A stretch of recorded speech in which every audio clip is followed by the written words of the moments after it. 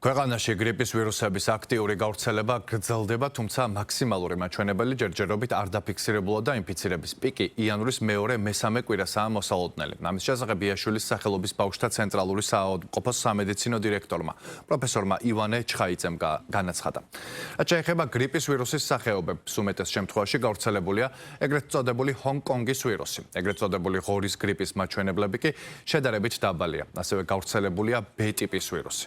ივანე ჩხაიძის თქმით, სამივე ამ ვირუსის შტამი შედის ვაქცინებში, რომლებიც საქართველოში სახელმწიფოს დაფინანსებით შემოვიდა და მოსახლეობისთვის სრულიად უფასოა.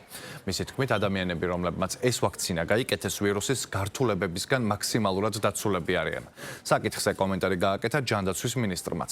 მიხეილ სარჯვალაძის თქმით, სეზონური ვირუსების გავრცელების მაჩვენებლები ნორმის ფარგლებშია და სიტუაცია სრულად კონტროლდება. სეზონის მოსვლასთან ერთად ბუნებრივია, რომ მატულობს გარკვეული მაჩვენებლები. დღეს არავითარი პანიკის მიზეზი ობიექტურად არ არსებობს.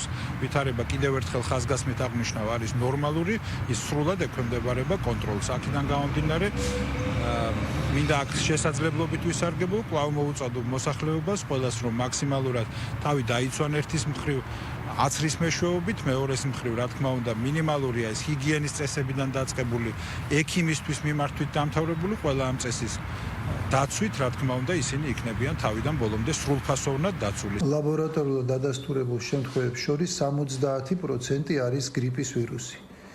აი ამ 70%-ში წამყვანი და დომინანტური რჩება H3N2 ტიპის ვირუსი და შედარებით ნაკლებია H1N1 ტიპის ვირუსის რაოდენობა. ეს არის კლასიკური გრიპი, მაღალი ტემპერატურა 38.5 და მეტი, ძლიერი თავის ტკივილი, ყელის ტკივილი, სახსრებისა და კუნთების ტკივილი, ხველა, საერთო სისუსტე, მადის დაქვეითება. H3N2 ტიპის ვირუსი, რომელიც ახლა მსოფლიოში ცირკულირებს, ცოტათი განსხვავებულია მისი ორიგინალი ფორმისაგან, იმ მუტაციის გამო, რომელიც მან განიცადა ივნისის თვეში და ამიტომ გახდა უფრო გადამდები და ამიტომ გავრცელდა უფრო მეტად გრიპის ვირუსი, თუმცა ვაქცინა მასზეც მოქმედებს. ასე რომ ამ კუთხით ყველა იმ ადამიანმა, რომელმაც ვაქცინაცია ჩაიტარა, შეიძლება ჩათვალოს, რომ შემადგენლობა ვაქცინის იყო სრულ თანხმედრაში იმ ვირუსების ცირკულაციასთან, რომელიც ახლა საქართველოში. ანტივირუსული საშუალება, რომელიც ძალიან ეფექტურია გრიპის ყველა ფორმის შემთხვევაში, რომელიც ახლა ქვეყანაში ცირკულირებს, ყველაზე მაღალი ეფექტურობით ხასიათდება პირველი 48 საათის განმავლობაში. ამიტომ აქ ლოდინი 3 დღე დავრალოდო ტემპერატურა როგორ იქნება და მერე ექიმს შევეხმიანო, იქნება ნამდვილად არასწორი რისკი ჯგუფებმა პირველივე დღეს სასურველია ექიმს მიმართონ.